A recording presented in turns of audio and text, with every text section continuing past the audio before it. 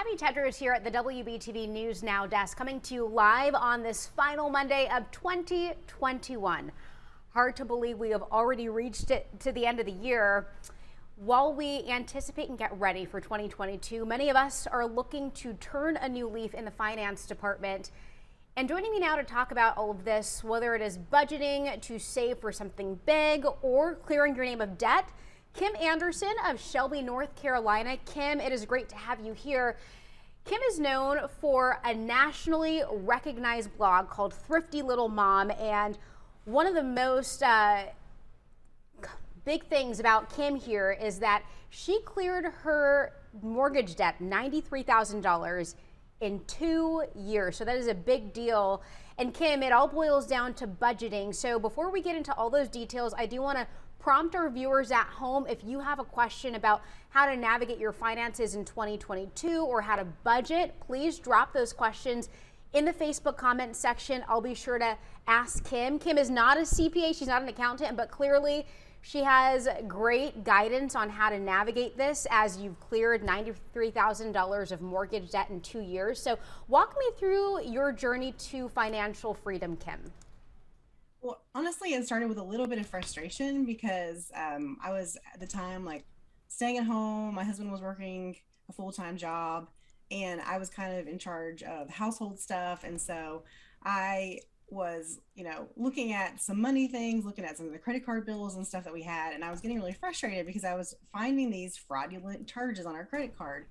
And I would spend 3 hours a day just trying to convince the credit card company that I didn't buy a keyboard and ship it to a spot in California, right? I'm like, why would I do that? And it got to the point where I was like so frustrated one afternoon because I'm like, I am wasting my life on the phone with these people. There has got to be a better way to do this kind of stuff.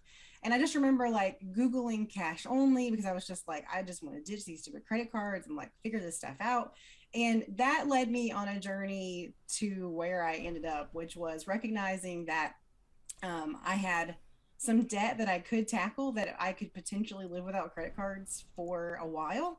And that might be just the thing that would help us be able to get financially free from debt. And at the time, that was like really exciting to think about. And so my husband and I were like, well, let's look and see what kind of debt we have. And at the time, really the only debt that we had was our mortgage.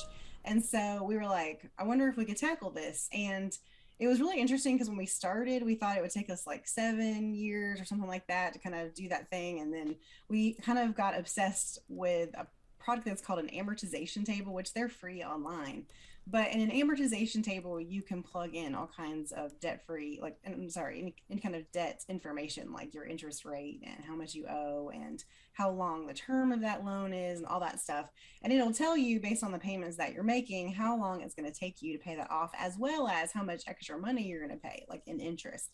And so it was very fascinating for us to plug all that information in and very enlightening. And so, for a few months, we're like, okay, well, we'll just throw a little bit of extra money at this. And then we realized like one time we decided to throw like a bonus that we got or something along those lines at that. And when we plugged it into the amortization table, our debt, like the payoff time dropped like a month off or something, or 2 months off. And we're like, wait a minute, like that's a significant amount of time to knock off with just this extra payment. And so we're like, what if we really pushed ourselves? Like if we really took the one income that we have, like what could we really do with it if we got very serious about it? And that's what we did. And over the course of a 2-year time period, like we just threw everything we had at it and it was done. And it, initially it's like you walk back in the house that's like paid off and people will be like, oh, did you feel different? And I'm like, I didn't feel different until I sat down to do the next budget and there was this pile of extra cash and we got to say,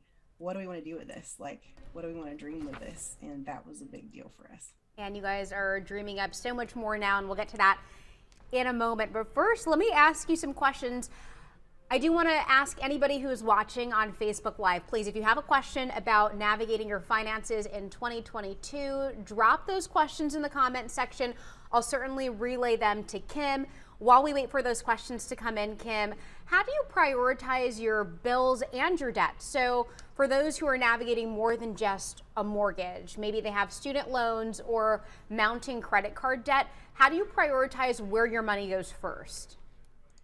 Well, in general, like if you're on a debt payoff process, it's a little easier for you to tackle like smaller bills to start with. So, like, if you can get some money in your savings account in case you have some sort of major emergency, like that's usually the general consensus with a lot of people who do give financial advice. They'll say you need a little bit of a buffer. So instead of at first like really tackling some debt, you probably want to build up a little bit of savings and so that you're prepared for anything that kind of comes your way.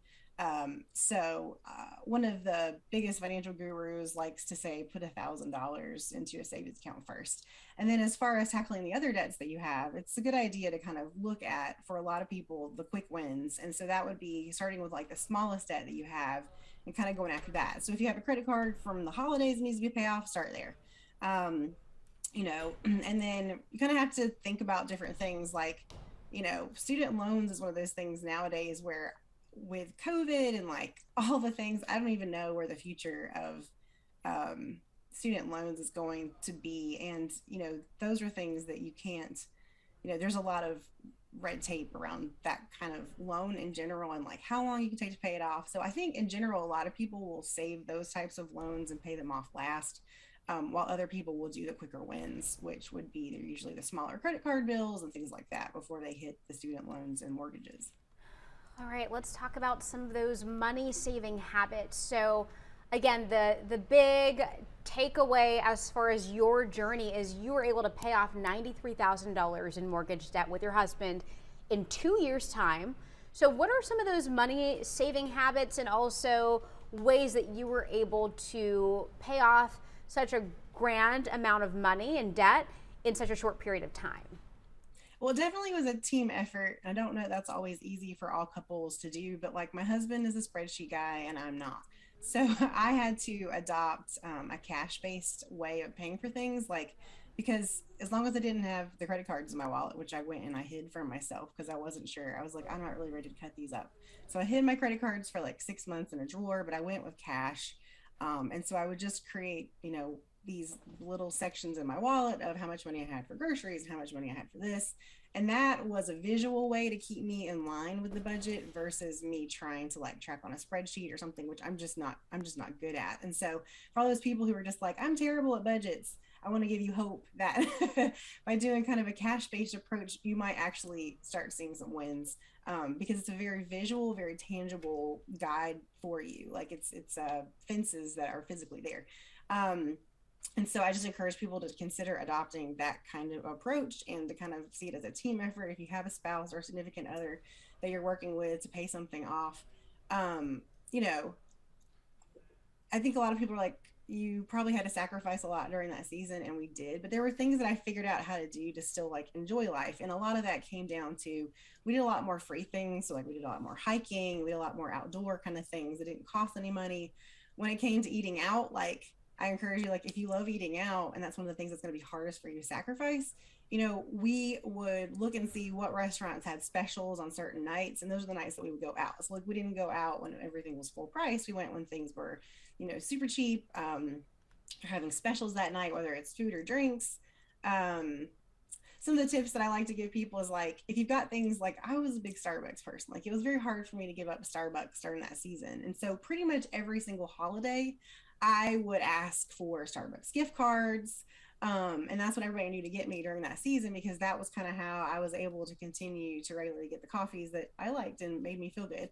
And so that was one of my guilty pleasure kind of things. And I just got other people who were like, what do you want to be able to help me do that? As well as, I think a lot of people are like, oh, I'm gonna have to clip coupons. I hate that. And frankly, like people who clip coupons, that's like a 40-hour week job. Like if you really watch the shows where they track people who do couponing, and most people don't have time for that. Like I have 3 kids that do not have time to clip coupons. So the easiest thing these days is to get some of these apps like Ibotta or whatever, and they're really interesting because they're cashback apps, and you go on and you can register your frequent shopper card into the app and everything, if your grocery store does that. But when you go, you can add things in the app and then scan your receipt, and it will give you cash back for certain items that you purchased. And so you can usually turn that money through like PayPal to yourself, or like I did, I would turn it into Starbucks gift cards. So I think there's a lot of fun ways that you can get really scrappy during a season when you're trying to pay off debt to be able to save money, but still kind of enjoy life. And I think that's a big part of that journey. It's just being able to find ways to get through that season and still enjoy life. All good tips there. Kim, we have a viewer question for you. Sure. Maylee Ham, thank you for watching and asking your question. Maylee wants to know, or she says, one of my biggest spending habits comes from food and groceries. What advice can you give to help me lower spending in this category? Yeah, that was a huge one. And for most families, that is the biggest one. And I recommend that, like, the easiest way, hands down, in my opinion, to save money on groceries is to shop at Aldi. And most towns have them because Aldi to me is usually 30 to 50% cheaper than everywhere else. And if there's like just certain brands that you can't negotiate on, right? Like brand names, you're like, because I've got certain detergents I'm not gonna, negotiate on. I'll just go to the grocery store to get those specific items, or I'll order them online. I really suggest that people, if you can, learn how to shop online for groceries because you don't have impulse purchases as much when you're shopping online. And a lot of times the grocery stores will allow you to save that list in your account and you can just log in almost every time and order the same groceries over and over again. And one of my other favorite tips is recognize that you don't have to BOGO. So I think a lot of stores, you get in there and they're like, oh, it's buy one, get one free week. And in most cases, like if you don't buy one, get one free, you're going to get that item for half price. So that can be one small strategy that you use to kind of tackle that. And as well as using those grocery apps, I think can help save a lot of money. And again, my biggest thing that helped me save money on groceries was that cash budget because it forced me to, before I left the house, I went through the freezer to look and see what we had. And I went through the pantry to make sure I knew what we had so I wasn't buying duplicates. And then when I got in line, like once I got in line, I had already calculated, like I had a little calculator with me and made sure that I was staying in that little cash budget that I had. And I could only pay with the cash that was in my wallet. And those all made huge differences.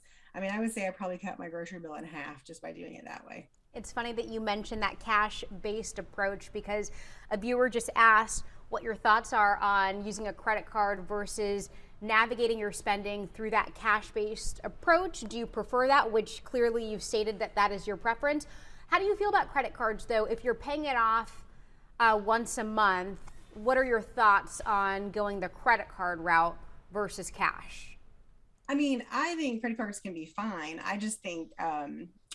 I think it's easier to swipe when you have a card and lose track. And so that's where, if you are a person who, I would say, if you're a person who consistently spends a lot of money on groceries, or let's say that you start your budget for the year and you find that even though you've set this budget for yourself and you're using this credit card, every month you're consistent, or every week you're consistently going over your budget, but you don't care, right? Because you're swiping. Then I would say that would be a cue that maybe you should try the cash system and see if that can help you stay on budget for a little bit. But as far as using that for like, if you're a person who pays it off every month and you're not, carrying a big balance or whatever, and you're using the points for stuff, that's fine with me. I mean, I think, that could be really good too. It's just, it comes down to, does that card cause you to swipe mindlessly? And if so, then it's a time to consider the cash option for a little while until you meet your goal. Let's talk about this when you're in the middle of trying to save money, right? So let's reflect back on when you were paying off that $93,000, you were under a strict budgeting plan. What was that? What were the motivators for you? So on days that you really wanted to get Starbucks, like you were saying, maybe wanted a manicure, but you're thinking in the back of your head, okay, I have to save money to pay off this debt. What were the motivators for you to kind of get through that temptation, if you will? Well, I think a lot of times it's just like a bounce of your thoughts, like anything else. Like when you really get fixated on something, like I really, really want this, I really, really want this, and that's all you really think about, then that's kind of where you'll end up. And I've heard people who have like changed routines, like, I don't go this direction anymore so that I'm not tempted to pull into the Starbucks or, things like that. But in general, it was just, A lot of it, I really tried to learn how to DIY. Like if you go online, there's a lot of the recipes for your favorite drinks that you can make at home that'll cost so much less, and you can build that into your grocery budget, you know? And then there's that other motivator, right? Of like if you're able to save a little extra money here or there, you know, could you put that cash towards the things you do enjoy, you know? So it's just really about, you know, taking that money and making the most of it, and you know, moving it around if need be, if you can save money in certain categories every month. But And that's kind of where our debt payoff money came from, was the money that was left over in a lot of our cash system. and you were talking about key motivators also, whether it's like that, whatever it is that you're looking forward to in the middle or end of the year, so like a Disney trip, for example. Yeah, I really believe it's fun with a budget to fund goals, right? Like to be able to put your money towards something exciting and fun. And, you know, for us paying off our mortgage, you know, that was a big epic deal. But like for some people, you know, maybe your motivation to save money is just like setting goals for yourself and deciding that you're going to fund those things. And, um, you know, you can do something like a family Disney trip, what you said. But the key is to figure out how much you need and then really start putting all of your finances behind that. And I think just having something like whatever it is, like it can be a trip, it could be, you know, an exercise bike, it could be like an adventure somewhere. I mean, there's all kinds of things that you might want. But these might be the things that you kind of feel like, oh, I don't really want to use money for that right now, you know, or whatever. Well, then don't dump a bunch of money or, you know, put it on a card. Instead, say, hey, how much is this actually going to take? And if this is my goal to fund this, let me see how fast I can fund it. And I always say, like, you have two options. You can either save money based on, you know, the limited income that you have, or you can save money and make money. So if you can come up with side hustles or things that you can do on the side that would help you fund those things faster, even better. Did you have a side hustle in this process? Yeah. So during my journey, I would do all kinds of stuff. Like I got into like I would go to the thrift store and I'd have like 20 bucks. And my goal was to buy as much like vintagey boho stuff as I could. And where I lived in Atlanta, there was a store where they would take that stuff and they would consign it for like Mm-hmm. way more than I was paying for it. And so I would make money like that, and then I would take that money that they would give me for my consignment, you know, and I would sell stuff around the house that we didn't use anymore, like consign it. You can have garage sales, like there's all kinds of ways that you can make extra money. Like you can sell the stuff that you have. I would do craft fairs, like, and you know, these aren't like huge amounts of extra income, but they're enough that, you know, when I run down to the bank and I add it to the principal of the house, like it felt really good to be able to contribute, you know, to making that process faster. And that's really how you do it. So between just saving money, not spending the money that we were making, and trying to find new ways to make money, um, you know, we would like if I had opportunities to like get paid to do childcare at our church that we went to, I would do that. Like there was a lot of ways that I came up with ways to make kind of extra cash. All right, Kim, it looks like you have answered all of my questions. I just took another look at our Facebook comment section. You have answered all of those as well. Anything else that you would like to share before we end this live stream? Any key takeaways as people enter the new year looking to maybe turn a new leaf financially? Yeah, I just would say, guys, if you really want to find motivation for saving money, set a goal for yourself. And it can be a simple goal, you know, simpler is probably better, but just give yourself some kind of win early on in the year, you know, not something that's going to make you feel like, oh, this is going to take me forever to do. A lot of times it's a little bit easier to maintain goals are like 12 weeks. Like that's a pretty good time period for most people. And so to be able to say like, what can I do in 12 weeks? Like what kind of progress could I make? And then really set that thing that is very motivating for you. Get excited and just do your best to like treat it like a game. That's the best way that I can say, like really challenge yourself, and have some fun in the process and realize like once you get there, you know, you've made a pretty big goal and you can reward yourself. So it's fun. I mean, I don't know if you're able to share, but you actually, now that you've cleared your debt, you and your husband are off to new adventures now locally. Yeah. I mean, it's been really interesting. Like the first thing we did when we paid off our mortgage was my husband decided to take flight lessons. And that was something he'd Mm-hmm. always wanted to do. And that wasn't, you know, that's not a really cheap thing to do, you know. But at that point, like we were so used to paying so much on our mortgage that that was not that big of a deal. So we got his pilot's license, and then I was able to start my own business later. And now we're working on a brewery here in Shelby. So it's all very exciting. And, you know, we're just doing our best to like continue our cash journey of trying to fund our life with the cash that we have to work with. And, you know, that's where we're at. Congratulations to you. I love hearing that story and so many great things happening for you and your family. Thank you so much for taking 30 minutes to talk to me and our viewers here at the WBTV News Now desk. Appreciate you, Kim. No problem. Thank you.